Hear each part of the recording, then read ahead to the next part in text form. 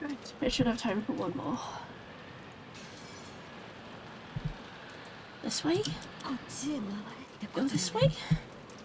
こいつらが私をこっちへ回れと誘ってるもの。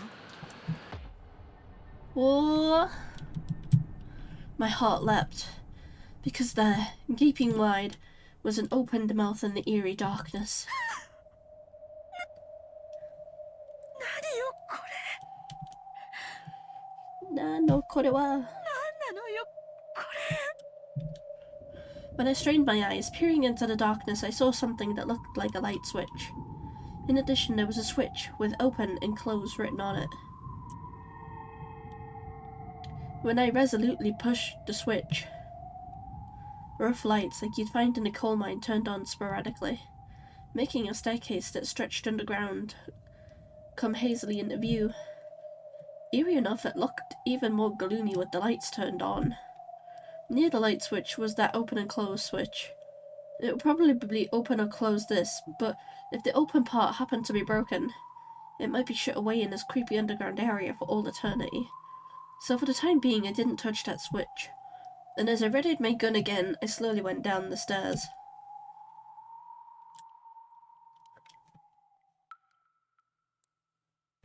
The ceiling was very high, so it didn't feel cramped. On the contrary, it felt as though a cool breeze was blowing upwards, and that creepiness seemed to form a sort of aura. As I readied my gun and carefully stared forwards, I descended the stairs. The walls, the stairs, the lights, all of them were very old-fashioned. It was easy to suspect this had been built back when the mansion had been constructed on the island. There were cracks in the ceiling and water clung to the walls, constantly dripping down. That water fell into a gutter that had been set up alongside the stairs, and then quickly and silently flowed into the underground darkness. As though it was telling me to go faster, the staircase kept turning back on itself. I don't know how far down I've gone, but I think it's much deeper than one floor. Eventually, a rough metal door showed itself, and there, characters had been written in the dark red paint. They had probably been written a long time ago. On the 10th twilight at Journey's End, you shall attain the power of the Golden Land's treasures once and for the last time. My heart, which was ready to explode, jumped about even more as I soon recognized those deep red characters. There's no mistake. This is the last stop. Father's Golden Land. I calmed my throbbing heart, somehow regained my composure and readied my gun again. But since, in the end, I couldn't open the door with my gun held in my hands, I lowered the gun carefully, hid my breathing and opened the door.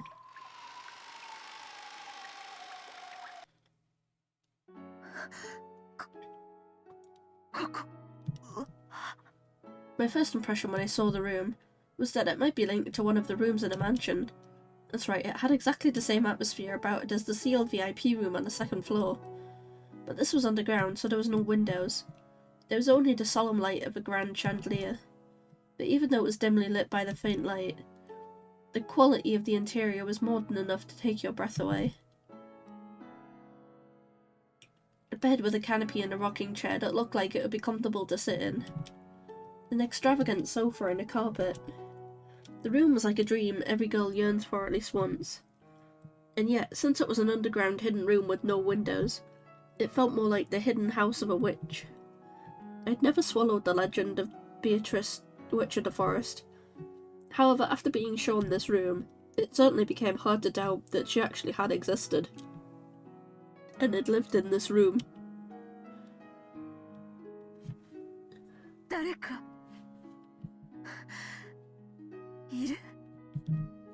Even though I was completely shocked by this room, I carefully, no, timidly searched the interior with my gun raised.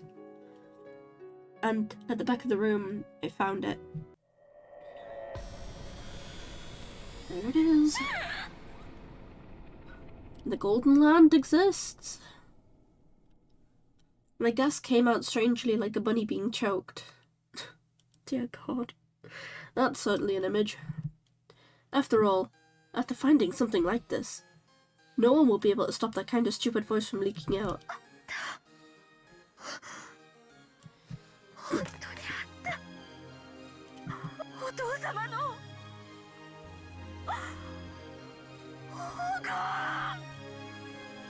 On the opposite side of the canopy bed, it was piled up in a massive heap.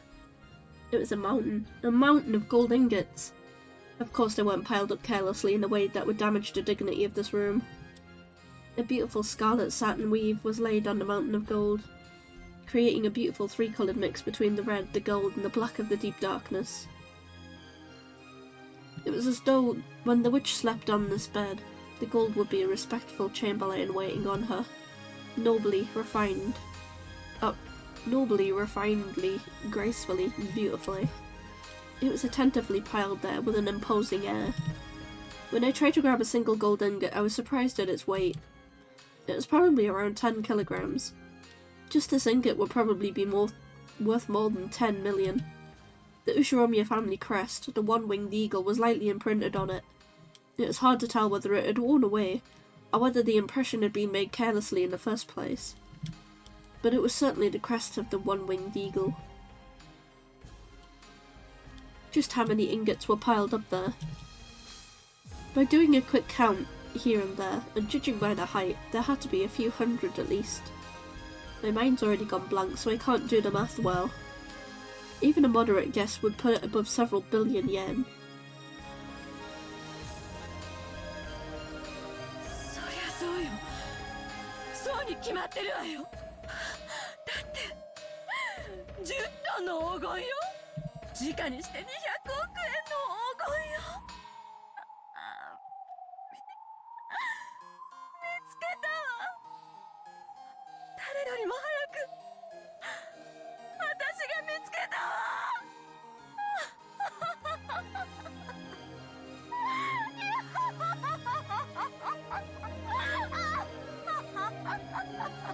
In front of the mountain of gold, I spread my arms and looked up at the ceiling. A laugh without a trace of dignity flowed out from my entire body. I had no intention of laughing in a weird way, but I couldn't hold back the happy feeling that was stirring throughout me. My older brother probably wouldn't accept his loss just because I found this gold, but from now on there would be no changing the fact that I had been the one to find it. To steal away the headship of the family, some more subtle bargaining would probably still be required.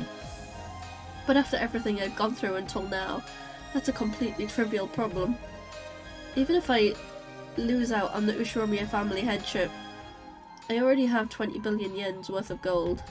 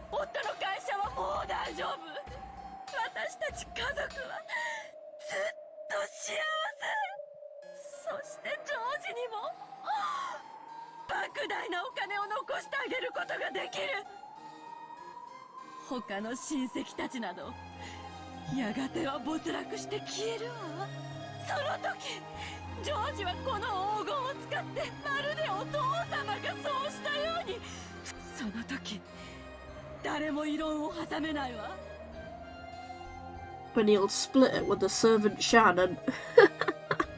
What a kick to the face!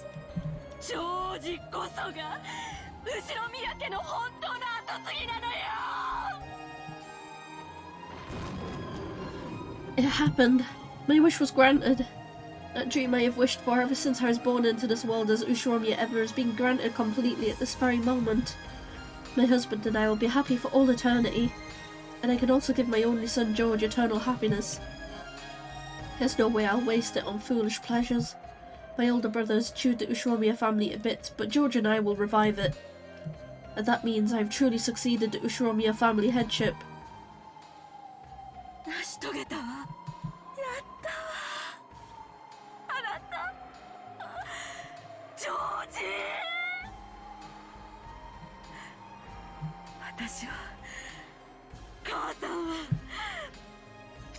成し遂げたわよ。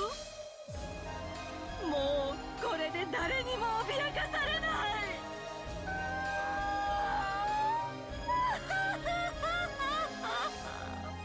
That's right. After this, never again will we be smothered by sad nights. おめでとう、私。おめでとう、後ろ宮エヴァ。私たちの悲しい半生は今ここに全ての念願が叶って消化されたわ。あなたのおかげよ。あなたの魔法があったからこのチャンスに恵まれた。このチャンスがあったから私はここにたどり着くことができた。ありがとう。でも私の魔法は私たちが互いに信じ合わなくちゃ叶えることができなかった。だから私の魔法の力だけじゃない、私たちの勝利よ。だからこそおめでとう、私たち。ありがとう。私ありがとう、後ろ宮エヴァ。今日までくじけなくてよかった。悲しみに溺れあがくことを忘れなくてよかった。いいえ、これは私の魔法。私たちの魔法。あなたの魔法は本物だったわ。森の魔女ベアトリーチェなんてすでに幻想。あなたこそが本当の魔法が使える本当の魔女。そうよ、あなたこそが今や黄金の魔女ベアトリーチェなのよ。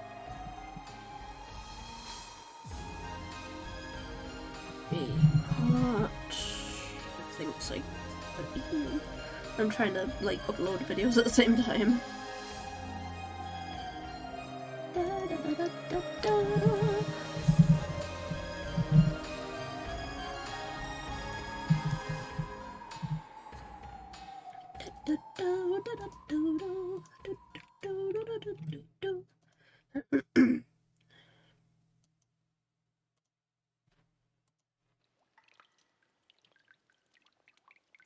Eva decided to leave for the time being.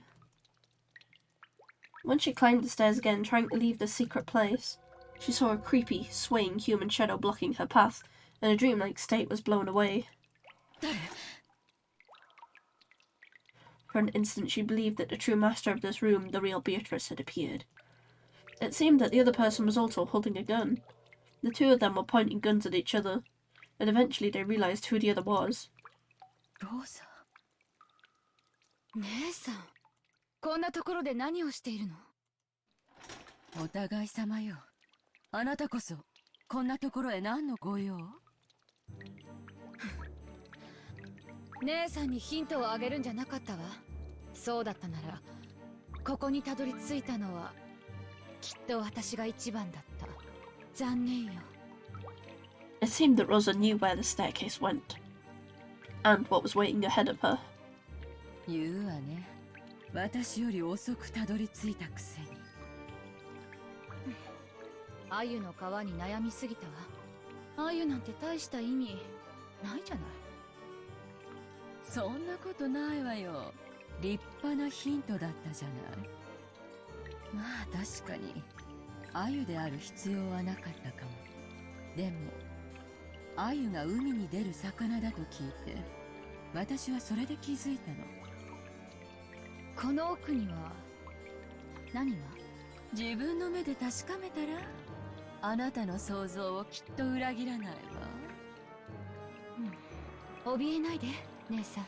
私はもともと当主が誰になるかなんて興味ない。後ろ宮の席だって興味ないしね。本音を言うと、自分が当主になるんだってずっと威張り散らしてたクラウス兄さんから姉さんがその座を奪うなら。本気で言ってるの？もちろんよ。私は後ろ宮兄弟のはぐれ者。仮に私が当主跡継ぎだとお父様にそれを兄さんたちが認めてくれるわけもない。そこまで甘い夢は見てないつもりよ。私にも見せてよ。姉さんの勝利の証を。私は兄弟で取り決めした正当な取り分さえもらえれば、むしろ姉さんがこのゲームの正当な勝利者だと積極的に認めるつもりよ。私を撃っちゃえばこの黄金はローザの独り占めになっちゃうわね。それは同じよ。姉さんが私を撃てばこの黄金は姉さんの独り占め。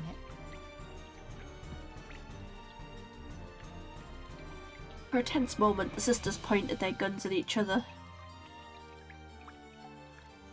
Eventually, after they sized up the glint in the other's eyes, they lowered their guns. Eva removed her finger from the trigger and held the gun upside down. It was a position that she couldn't quickly shoot from. When she saw that, Rosa held hers the same way. そうね。相手を撃って黄金を独り占めにしようという提案はお互いにとって魅力的ね。でも台風で隔絶したこの島から突然失踪すれば絶対に大騒ぎになる。ここに死体を隠せば簡単には見つからないだろうけど、それも絶対ではない。何百億円の黄金があろうとも殺人の罪を犯すリスクには割が合わないわ。むしろそれを出しにされてクラウス兄さんたちに絞り取られるのがオチね。同感よ。ここに現れたのが兄さんやルドルフであるくらいなら、あんたであったことは不幸中の幸いかもしれない。私は兄弟であんたを一番信用してるもの。You mean you're the sibling I can push around the most? ありがとう。私も姉さんのこと兄弟で一番信用してるわよ。Doubt. 私も黄金が見たいわ。見る？私ももう一度見たくなったわ。この目で見たにもかかわらずまだ現実感が湧かないの。あなたと一緒に見て確かに存在することをもう一度確かめないと霧になって黄金が消えてしまいそうな気がするわ。Eva started descending the staircase once more. However, she didn't carelessly expose her back to Rosa. Even though at a glance it looked like Rosa had lowered her guard, she definitely didn't show any signs of carelessness.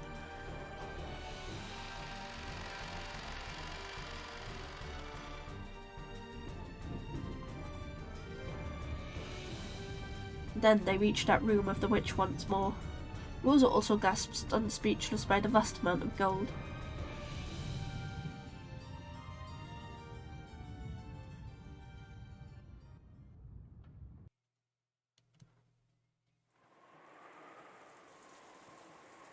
Rosa and Eva walked absent-mindedly through the rose garden. They had left the guest house secretly, so they had to be careful when they returned. It was time to snap to it and keep their guards up. おめでとう姉さん。ありがとう。姉さんが決めたのよね。後宮家当主跡継ぎの肩書きに5割って。ここで聞いてくるとはね。今やそれはクラウス兄さんのことではない。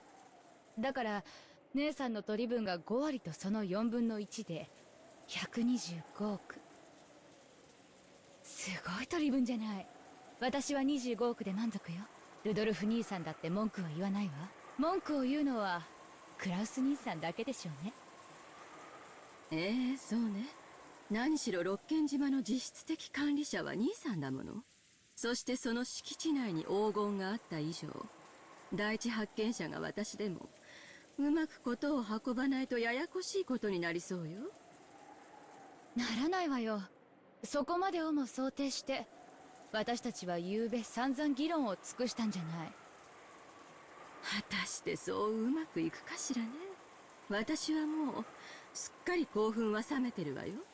ここからの調整の方がむしろ問題ね。それは新しき後宮家当主の問題ね。姉さんが楽しむべき問題よ。私には関係ないわ。言うわね。第二発見者として姉さんに協力するから、どうか例の前払い分、私の1億5000万だけは3月までにお願い。ええ、いいわ。私に協力するならそれくらい気前よく払うわ。私は兄さんじゃないもの。とりあえずは兄さんたちを驚かせましょう。実際の場所は伏せるにしても、早くクラウス兄さんの驚く顔が見たいわ。ちょっと待ってよローザ。それをみんなに伝えるのはまだ待って。え？どうして？バカね、決まってるでしょ。相手はあの尊大なクラウス兄さんにずる賢いルドルフなのよ。やがては発表するにしても今はまだ早いわ。どうやって話を進めるか慎重に検討してからじゃないと、せっかく見つけた黄金を全て兄さんにかすめ取られることもあり得るわよ。Eva thought she was saying something extremely natural. So when she saw Rosa's expression suddenly cloud over, she was a little surprised. 何か不満なの？クラウス兄さんたちの性分はあんただってよく知っているでしょうが。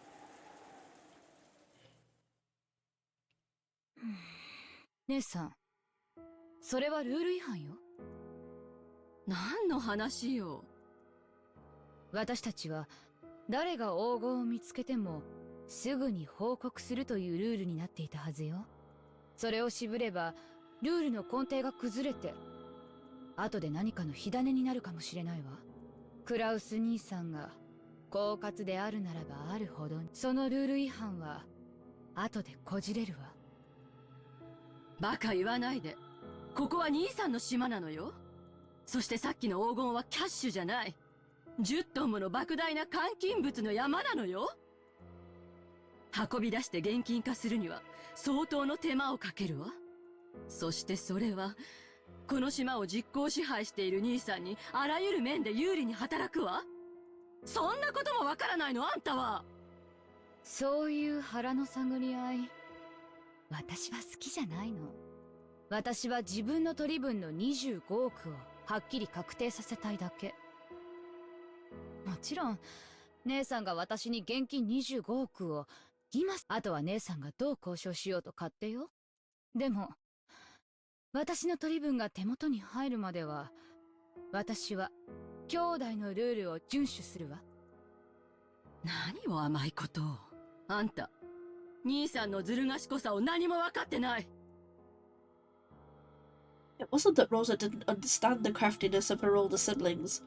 In that sense, Rosa more or less understood why Eva was being so cautious. But in her heart, she couldn't clear away her suspicion that Eva wanted to keep all the gold for herself. Because she knew that Eva was at least as crafty as her other siblings.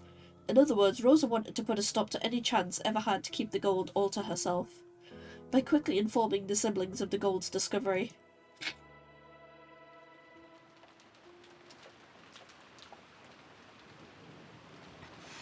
ローザ、悪いけど今だけは私の言うことを聞きなさい。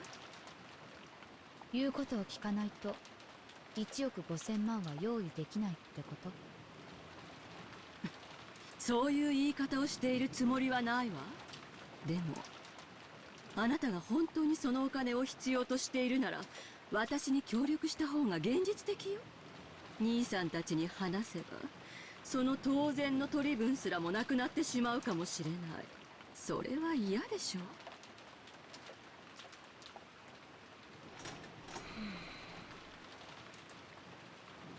For a while, a severe expression that she'd never shown to her sister before rose to Rosa's face. There wasn't even a trace of her restraint as a younger sister. There was just the ruthlessness.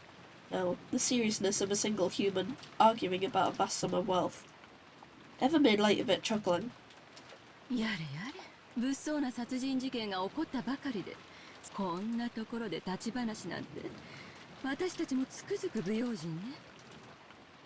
どうせ使用人たちの茶番でしょ。この島で殺人事件なんてもともと起こってないのよ。あら、やっぱりそう思う？6人の死亡状況ではっきり説明がつくわ。あの6人の密室は外部犯行では絶対に作れない。南條先生は全員死んでるって言ったけど、あれも嘘ね。これは全てお父様が仕組んだ手の込んだお芝居よ。使用人たちはみんな死んだふりをしているだけよ。もともと殺人なんか起こってない。殺人犯なんかうろついてるわけがないのよ。へえ、あんたがそれに気づくとは意外ね。割と怯えてるように見えたから、そこまでは気づいてないと思ったのに。私、そういう場の空気は読む方なの。おかげさまで鍛えられたから。 That's right. Come to think of it, now that the servants are dead, almost everyone on this island is a member of the Ushiromiya family. As for Nanjo, he proclaimed the deaths of the servants. But when the relatives began to discuss the riddle of the epitaph, he disappeared off to the second floor, as if he didn't want to get in the way. すべて私たちに碑文に挑戦してもらおうというお芝居よ。だからこそ姉さんが勝利者であるという宣言が必要なのに、あの焼死体が本当のお父様なわけがない。足の指の数が同じ死体をどこかで調達してわざわざ悪趣味に焼いてみせたのよ。きっとどこかに隠れて私たちがどう振る舞うかを監視してるわ。姉さんが黄金鏡に至ったこともきっとすでに知るところよ。だからこそ早く姉さんが勝利者であると宣言すべき。きっとお父様がどこからともなく現れて手を叩きながら姉さんこそが跡継ぎだと宣言してくれるわ。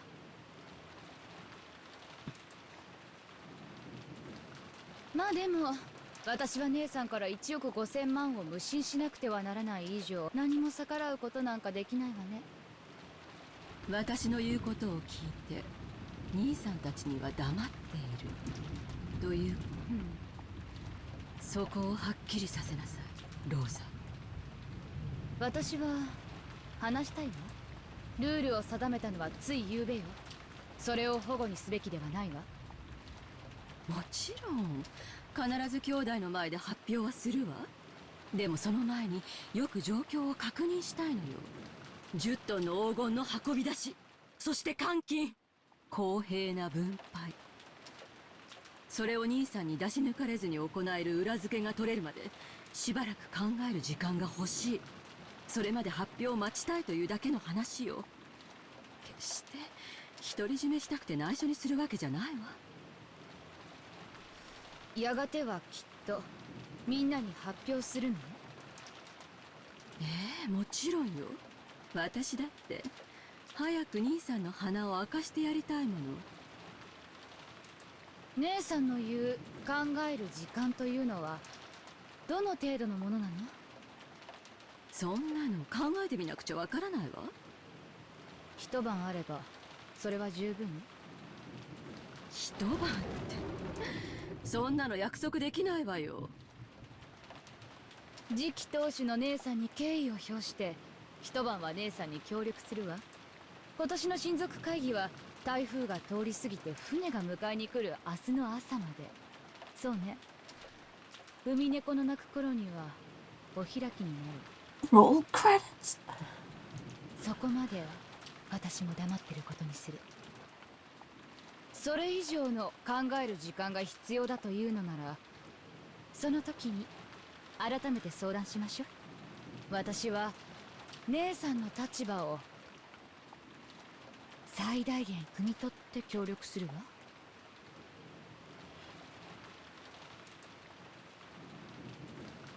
あんた食えないわね。She learnt from the best ever. びっくりよ。それだけのたくましさがあったなんて。女は子を持つと強くなるって本当ね。マリアを産んで私はそれを強く自覚したわ。わかったわ。とりあえずはあんたの協力に感謝するわ。明日の話は明日すればいいことよ。ええ、そうね。姉さんが黄金を独り占めにするなんて考えない。公平な当主跡継ぎだと信じてる。もちろんでしょ。ちゃんと黄金は兄弟で山分けするわよ。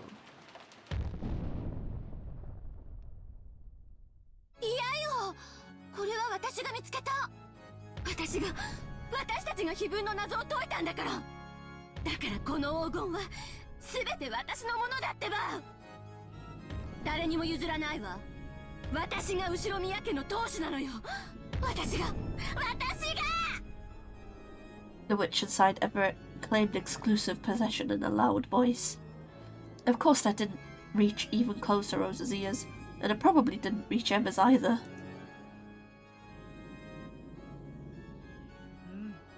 わらわがそれを認めようぞ。そなたこそ魔女の碑文に選ばれし正当なる後ろ宮家の当主。今こそそれを我が名において認めようぞ。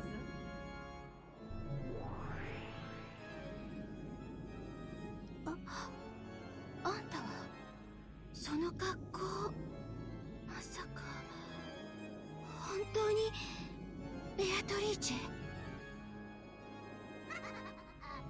Maybe Beatrice was happy that Eva had called her by her own name. She cackled cheerfully. In concert with that laugh, gold butterflies crept up as though a storm of gold dust was spinning around the room, and the room shone the colour of gold. いかにもわらわが黄金の魔女ベアトリーチェである。そう怯えることはないぞ。わらわはそなたの偉業をたたえておる。本当に素晴らしい。あの碑文の謎を見事解いてみせたとは、わらわを感嘆させるに値する。あの手紙の差出人はあなたなら、私は全ての黄金と後ろ宮家の家督を引き継げるのよね。あなたはそうあの手紙に記したわ。そして私はその挑戦に打ち勝った。わらわはそれを認めようぞ。今やこの積み上げられた黄金のすべて、後ろ宮家のすべてをどうしようもそなたの自由ぞ。何しろ今この瞬間よりそなたはもう後ろ宮家の当主なのだから。本当に？本当よね？本当よね？興奮するでない。わらわはそなたを率直に褒めている。その証にそなたにこれを授けよ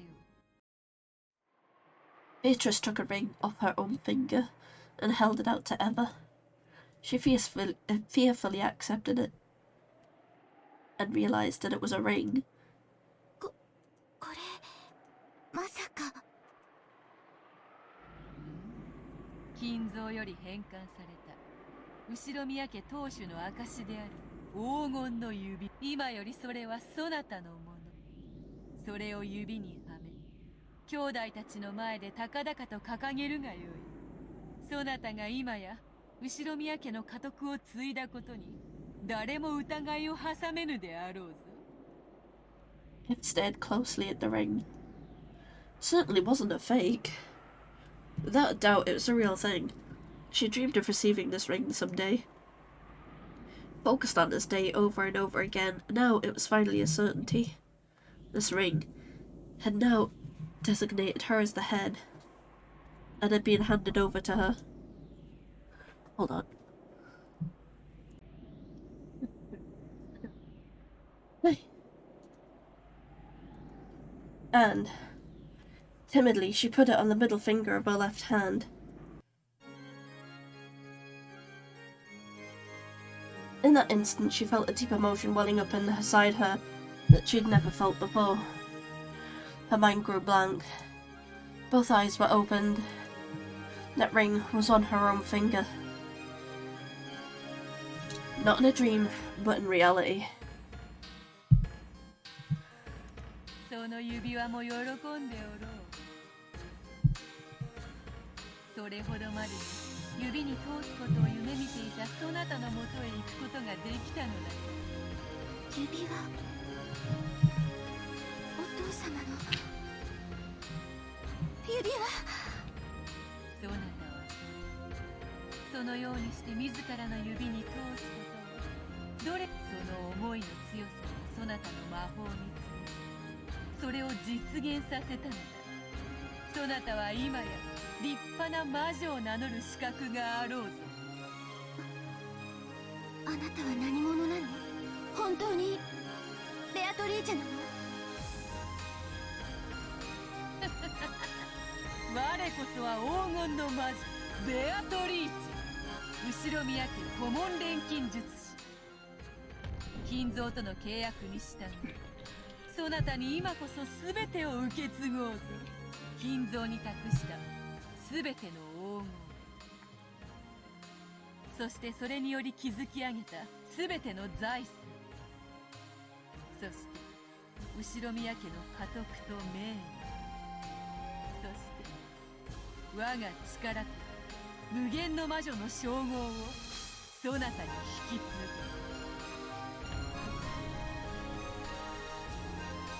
魔女の称号。わらわの全ての魔力と無限の魔女にして黄金の魔女の称号をそなたに引き継ぐ。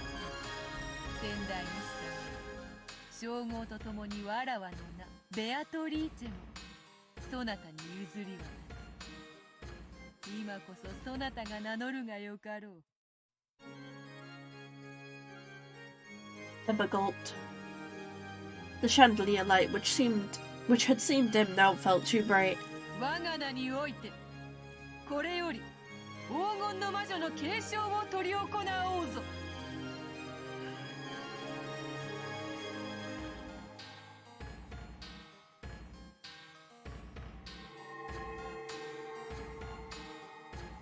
The instant Beatrice made that proclamation, everything was buried by a golden sparkle, and changed into a majestic place that looked like an audience hall. In the audience hall there was a crowd of Beatrice's minions and brethren, as well as countless gold butterflies celebrating this first succession ceremony in 1,000 years.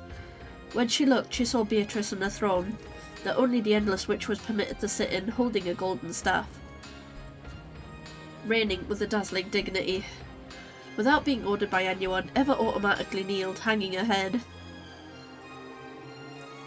A goat attendant respectfully handed Beatrice a golden staff in the shape of a one-winged eagle. After Beatrice stood up and received the staff, she laid a tip of it on Eva's shoulder and spoke. It was a proclamation 1,000 years in coming. 後宮エヴァ、そなたは魔女の碑文の謎を見事とこの王その偉業を立て、そなたに無限の魔法のすべて、無限と黄金の両魔女の称号を引き継ぐ。そなたはこれに我が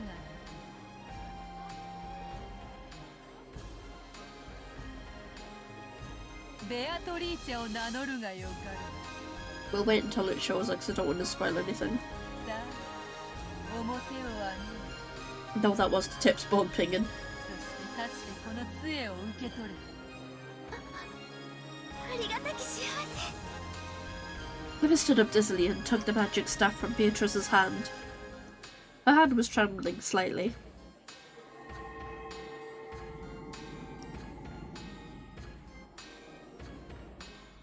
I need to sneeze. No, okay, it's gone.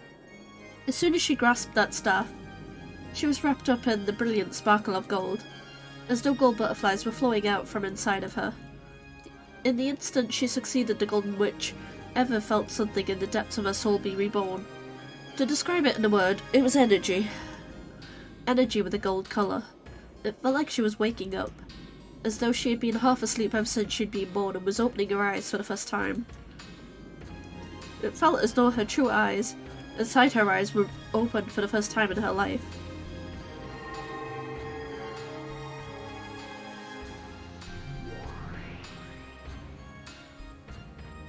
There she is. Eva Beatrice.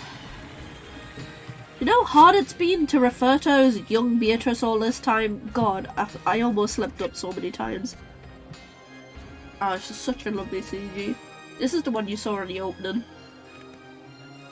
With Beatrice, Evatrice, Bird Castell, Lambda Delta, Runaway and the Seven Sisters of Purgatory, specifically Belphegor, Saturn, I don't know if that's Leviathan or Mammon. I think it's a Leviathan, and Lucifer.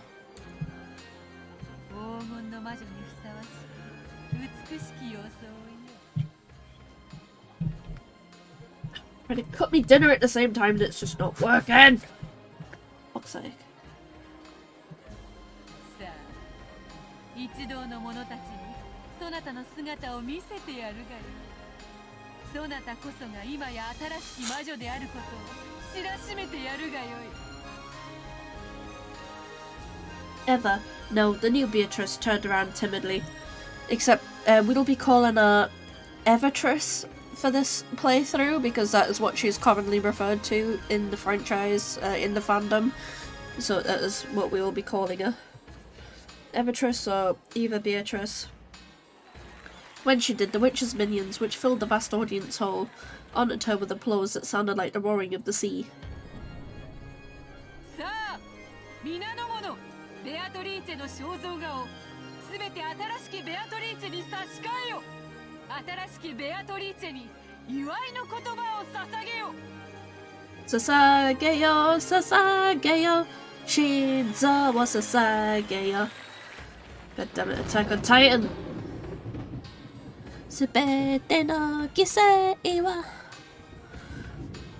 新しきベアトリーチェ黄金の魔女の継承おめでとうあなたが一日も早く誇り高き黄金の魔女としてそして無限の魔女として一人前になることを願っていますね。頑張ります。 I'm sure she will try her best. Oh my god, come on, cut. There we go. Wow, look at that. やんちゃな先代と違いあなたには無限の魔女にふさわしい落ち着きを期待していますよ。 No! No! The toppings off my pizza! The toppings off my pizza just fell off! I'm so angry. Oh, come on! It fell onto my top. お師匠様、今は真面目な儀式中なんだからそういうのはなしで頼むよ。黄金の魔女の継承おめでとうございます。新しきベアトリーチェ様、私はロノウエと申します。黄金の魔女様にお使いを許されている72柱の悪魔でございます。 And should we have a look at Evertress? Let's have a look. Here she is. Just turn this down a second. Solved the riddle of the witch's epitaph and was welcomed as the new Endless Witch. She was gifted with an aptitude for magic, and is expected to grow into an extraordinary great witch. This genius of a witch often overindulged in her own power during her younger days. Such are the trials only geniuses may endure, and if she proves successful, her name will surely be engraved in the history of Endless Witches. Will she be able to overcome the trials that forced her predecessor to surrender? I suppose we'll have to see. これより常におそばに控えております。何か不自由がございましたらいつでも申しありがとう。ロノウェは口は悪いが頼れる男。魔女としての新しき日々への戸惑いはその男に相談すれば晴れるであろう。そして先代ベアトリーチェ様、ようやくこうしてお会いできたのにこれ以上のお使いを許されずとても残念です。 I'm still trying to cut my pizza up. It's like, I really have to turn this into like a national sport or something. And here we see Danielle with pizza cutting. Look at her go! Brilliant form, what a brilliant stance! And yet she came so far, only to fall in the last hurdle. この1000年間とても楽しく過ごさせていただきました。深く感謝いたします。そなたとの戦に退屈はなかったぞ。新しき魔女の世話、どうかよろしく頼むぞ。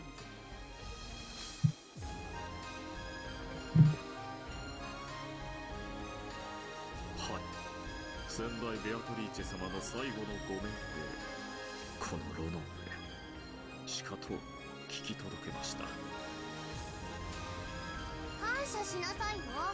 あんたの魔女継承の推薦人にサインしてあげたんだからね。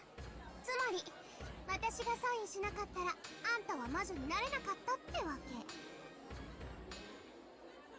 だから、少しは感謝なさいよね。こちらは絶対の魔女ラムダデルタ卿。そなたの無限の魔女継承には元老院の魔女の推薦が必要なの。ラムダデルタ卿はそなたを推薦され後見人となってくださる。ちょっとベアと、この子感謝が足りないわ。やっぱ推薦やめる。推薦人は子供の使いじゃないでしょ。サインしたならきっちり責任取りなさい。ラムダデルタ卿は絶対の魔女でもあらない。絶対の魔女は運命を強固にする絶対の運命を好まれる。そなたの今日までの努力をとても気に入り高く評価してくだされたのだ。まあ不遇の少女時代と報われない努力にね、ちょっとだけ同情しただけなんだから。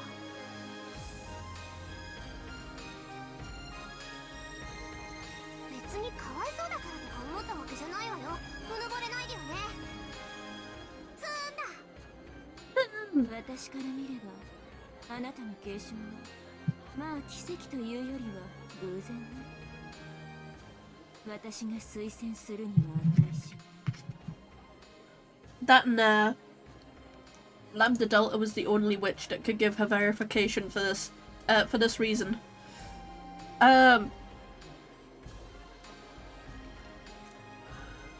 Where is it? She embodies the idea that hard workers are rewarded. Yeah, which is why only Lambda Delta could have gave her recommendation here. こちらはベルンカステル卿。とても気難しい御人だ。だがこうして参列し祝福してくれただけでも行幸というものよ。1000年ぶりの珍しいイベントだから来ただけ。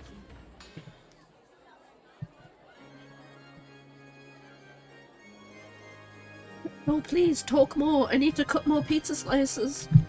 Please, I'm hungry.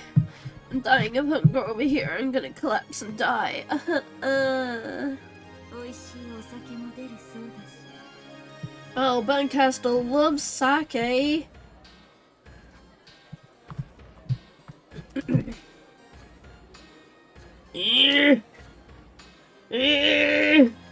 That's the sound of me trying to cut pizza, by the way. Damn, what did they make this pizza with? Fucking glue? Give me the goddamn pizza! I'm fucking hungry! Oh my god. I swear to god. Give me the goddamn pizza! Gimme, gimme, gimme, gimme, gimme! Yes! One more slice to go! Come on, you can do this. I believe. Believe in heart of the cards. You ready? You just make a cut here, you make a cut there, and then it's welded together by cheese. Oh, the crust wasn't that hard to cut this time. The bottom of the pizza! Dear God! This has been welded together! Oh my god. Unhand each other! My god, there we go. That's how you cut pizza. 新しきベアトリーチェ様、ぜひ私たちにもご挨拶させてください。どうもはじめめまして。 The seven sisters of purgatory were gathered in a line. Sorry, I'm hungry, and now everything is food related. Instead of the seven sisters of purgatory, it's the seven sisters of purgatory. Yum. こやつらはわらわに使いし家具だ。 Kagu. 継承祝いにそなたに使わそう。そなたには黄金の魔女を継承した後、自らの復活の儀式を執り行ってもらわねばならない。その儀式において煉獄の七姉妹たちは欠かせぬ役割を果たす。癖も驚いたが役には立つ。手足とするがよい。常にベアトリーチェ様のおそばに何事もお命じください。必ずや遂行してご覧に入れます。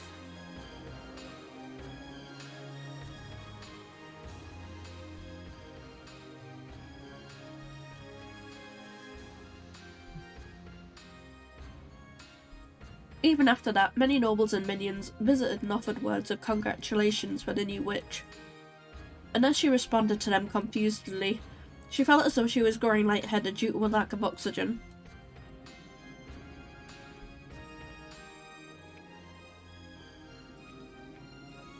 She couldn't tell if this was something real or unreal, but there was just one thing she could understand: feeling of achievement at being permitted to call herself the Golden Witch. That alone was a truth she could definitely understand.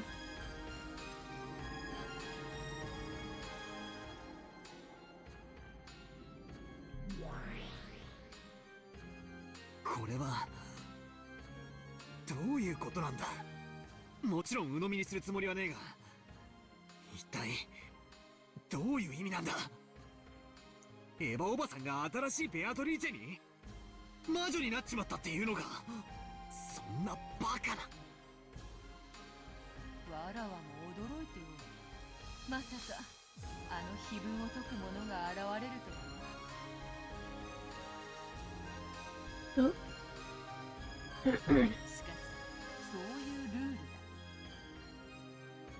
だ。わらわはそれにのっとり黄金の魔女の座と我が名を引き継がねばならぬ。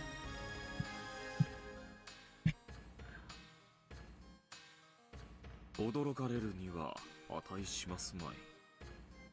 お嬢様はもとよりそういうルールを手紙に記されて公示されております。 It's true. エヴァ様がそれを最初に成し遂げた。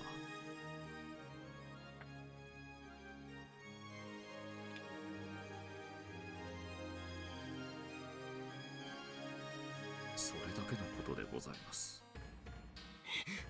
ワルギリア、いるか。はい、おりますとも。この茶番が意味するところは何だ。おかしな魔女たちが次々と現れる描写はあいつのざれ言だとしても、これじゃまるでエヴァおばさんが魔女になっちまったみたいじゃないか。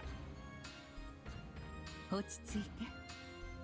黄金の魔女という称号が継承され、あるいは以後自称するだけに過ぎません。この継承式はそれをあの子の解釈で演出したものに過ぎないに違いない。同じ手に何度もかからないで。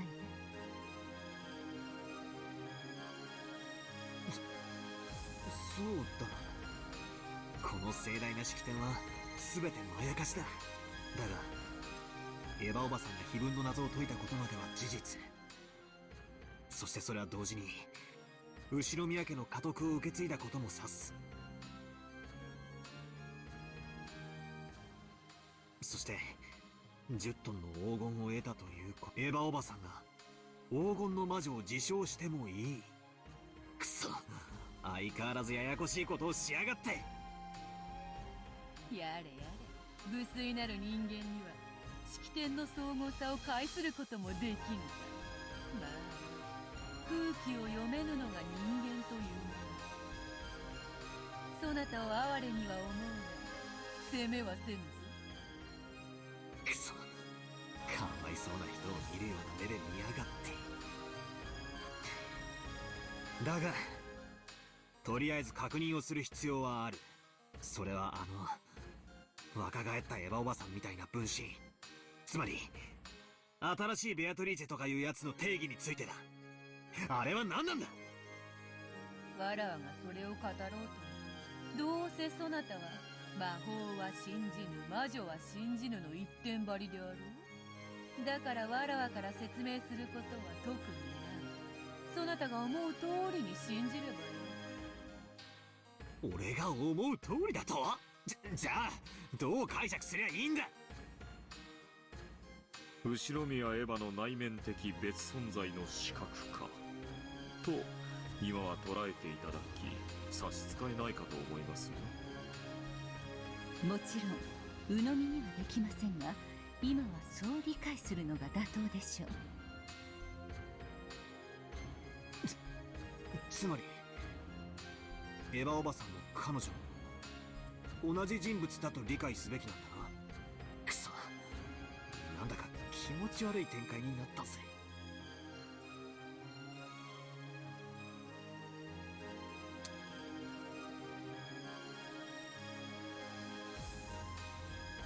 そういうわけで、これよりベアトリーチェはわらわの名ではないぞ。 Yes, it is, Beatrice. Fuck off.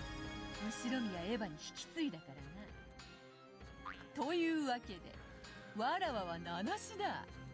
バトラー、何かわらわに適当なふさわしき名はないものか。Kohaku's wife. そなたの推薦を受けるぞ。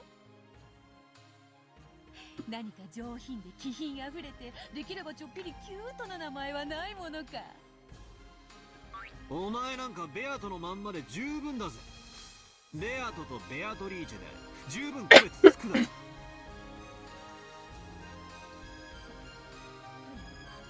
ベアトのままか。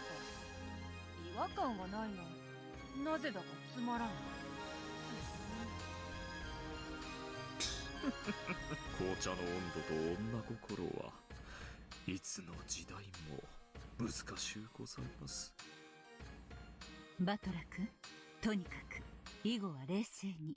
この子がベアトリーチェだった時に比べれば、現在の彼女は後ろ宮エヴァと判別がつくだけ私たちに状況は有利です。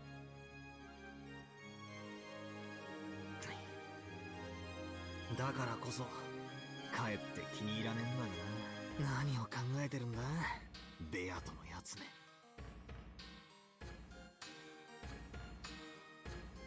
Over there, the witches formed a long line to bless Aunt Eva, who had the figure of her younger days, and who now possessed the name Beatrice. It was like a witch's coronation.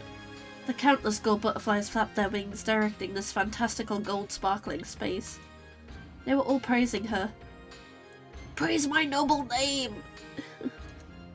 As they stared from the distance, they looked at the newly born Beatrice, who had a slightly embarrassed smile on her face. Her expression, which had been lost and confused at first, seemed to be full of the happiness that she was finally starting to recognize. That expression didn't look at all like someone laughing insanely while standing before the gold. There was just the innocence of a person basking in their own joy. As a person who denied the existence of witches, I couldn't view this witches' succession ceremony with a joyful expression and accept her. However, when I looked at that innocent smile, I felt like I wanted to offer my blessings just for that moment. It's always beautiful when a strong effort bears fruits and are rewarded. Aunt Eva, who'd always yearned to succeed the headship and who had worked so hard since her youth without reward, had spectacularly taken hold of the chance given to her by the riddle of the epitaph, and had finally gained that position. How divine is the smile of a person whose childhood dreams have been granted. I definitely won't accept witches, but Battler put his hands together, making a small sound. Clap, clap. It didn't reach her ears, but it did bless her. Pachi, pachi, pachi, pachi. You spectacularly solved the riddle of the epitaph before anyone else. It's your victory without any complaints. I won't accept all of that about Golden Witch and so on, but I will accept you as the new head of the Ushromiya family, and I'll celebrate that sincerely. As though urged on by Battler's applause, Beato also clapped. It was a slightly odd scene. Butler and Beato, who opposed each other, were standing side by side and applauding the same person. 魔女に拍手してるわけじゃねえぞ。 Don't get it wrong, it's not like I'm applauding a witch or anything. Butler's such a tsundere at times. エヴァおばさんのこれまでの努力に拍手してんだぞ。わらわもあの碑文を見事に解いたエヴァに対し率直にお前と一緒に拍手してるってのが気に入らねえが、ま、今は気にしねえことにするぜ。たまにゃお前と一緒に拍手しても罰は当たらねえか。たまにはおつである。しかし拍手って楽しいな。拍手。成し遂げたのはわらわではなくエヴァであるというのに、なぜかこっちまで嬉しくなってきよる。祝福するってことはその喜びを共感する、共有するって意味だからな。なるほど。ではこのわけもなく嬉しい気持ちはそなたとも共有できているというわけか。互いを屈服させようとする敵同士でありながら、これはキーン。ま、今だけは休戦で手を叩こうじゃねえか。Beato laughed impishly, playing around and applauding even louder.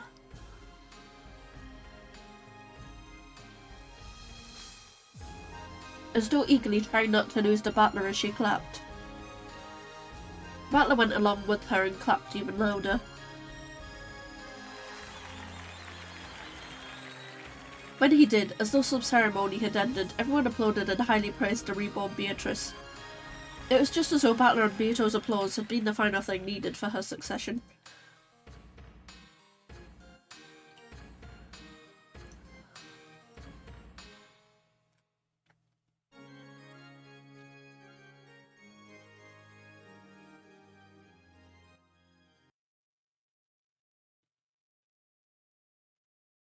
That's why we're leaving it. Beep bop, beep bop.